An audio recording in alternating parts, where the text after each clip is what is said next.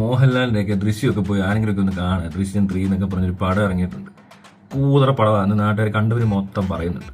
എല്ലാവരും പോയി എന്തെങ്കിലും പിച്ചക്കാശ് കൊടുക്കുന്ന പോലെ എങ്കിലും വല്ലതും വിട്ട് കൊടുക്കുക. ശല്യം സഹിക്കാൻ വയ്യാത്തതുകൊണ്ട് ഈ ഓൺലൈനിൽ മുഴുവൻ ഇരുന്നുകൊണ്ട് ദൃശ്യം 3 ഭയങ്കര ഹിറ്റാണ്, ഭയങ്കര സിനിമയാണ് എന്ന് പറഞ്ഞ് കൂലിക്ക് ആളെ ഇരുത്തി നക്കാപ്പിച്ച മേടിച്ച് ഏതാണ്ടൊക്കെ എഴുതി പിടിപ്പിക്കുന്ന ഗതികെട്ടവന്മാരെ കൊണ്ട് പടം ഭയങ്കര സൂപ്പറാന്ന് പറയുന്നുണ്ട്. മാത്രമല്ല പരസ്യം ഇങ്ങനെ തള്ളി കയറി വന്നുകൊണ്ടിരിക്കുക. തിയേറ്റർ ഫുള്ളാണ്, തിയേറ്ററിനകത്ത് അങ്ങ് ഇരിക്കാൻ സ്ഥലമില്ല, എല്ലാവരും നിന്നൊക്കെയാണ് കണ്ടത്, നിന്നൊക്കെ യാത്ര ചെയ്യത്തില്ലേ ട്രാൻസ്പോർട്ട് ബസ്സിലൊക്കെ തിരക്ക് കൂടുമ്പോൾ എന്ന് പറഞ്ഞ പോലെ എന്നൊക്കെ പറയുക.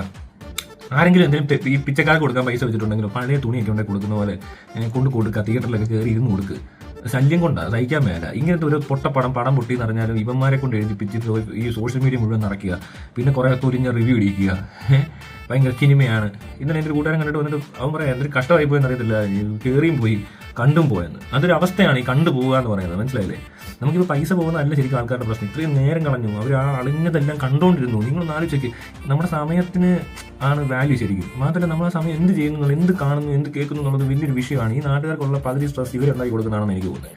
കാരണം ഈ വൃത്തികേടൊക്കെ കണ്ടുകൊണ്ടിരുന്നെന്ന് പറഞ്ഞുകൊണ്ട് സമയവും പോയി. കണ്ടില്ലേ എന്തിനീ വൃത്തികേട് കാണാൻ പോകുന്നത് എനിക്കറിയില്ല. ഇങ്ങനെ കാണിച്ചുകൊണ്ടിരിക്കുക.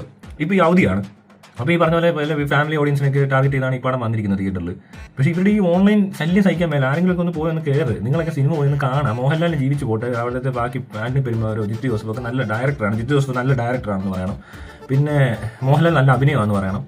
പിന്നെ മോഹൻലാലിനെ കൊണ്ട് ഇതൊക്കെ പറ്റത്തുള്ളൂ എന്നൊക്കെ പറയാം. എന്നിട്ട് ഓരോരുത്തരും പോസ്റ്റ് ഒക്കെ ഇടുക, അയാൾ സന്തോഷിക്കട്ടെ. അല്ലെ ഇങ്ങനെ ഗതികേട് മനുഷ്യർക്ക് ഉണ്ടാക്കി കഴിഞ്ഞാൽ എന്ത് ചെയ്യാൻ പറ്റും? ഇത്രയും ഗതികെട്ടവരെ പിന്നെ എന്താ ചെയ്യണ്ടേ?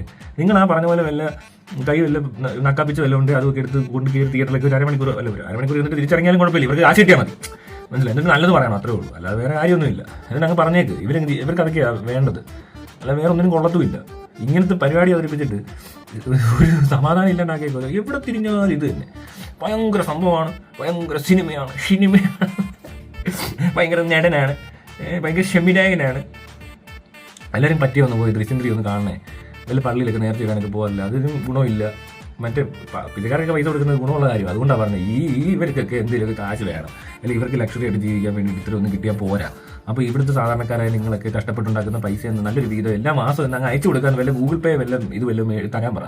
ആ സിനിമ എടുക്കാതെ വീട്ടിലങ്ങിരുന്നു ഞങ്ങൾ അങ്ങ് തരാൻ ഡൊണേഷൻ ആയിട്ട് ഇതിൽ കൂടുതൽ ആൾക്കാർ പൈസ തരും. ഈ ഫാൻസുകാരോട് പറഞ്ഞാൽ എല്ലാ മാസം 100 വെച്ചൊക്കെ അവരിട്ട് തരും.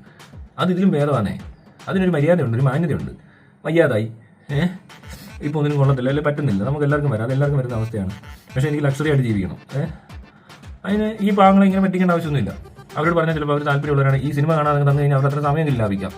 അല്ലേ? ശരിയല്ലേ? ഈ എന്തൊക്കെ പണി ചെയ്തിട്ടായിരിക്കും ആൾക്കാർ തിയേറ്ററിൽ വരുന്നത്?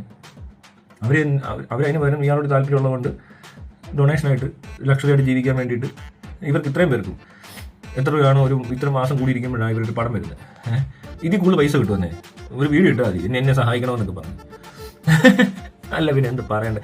പന്നെ ഒരു പടവും കൂടെ ഇറങ്ങിയേക്കുക. എന്നിട്ട് ഇത് വലിയ സംഭവമാണെന്നും പറഞ്ഞ് ആളെ പറ്റിക്കുമ്പോൾ ഒരു നാണം ഉടുപ്പും വേണ്ടേ? അതില്ലെന്ന് ഇവർക്ക്.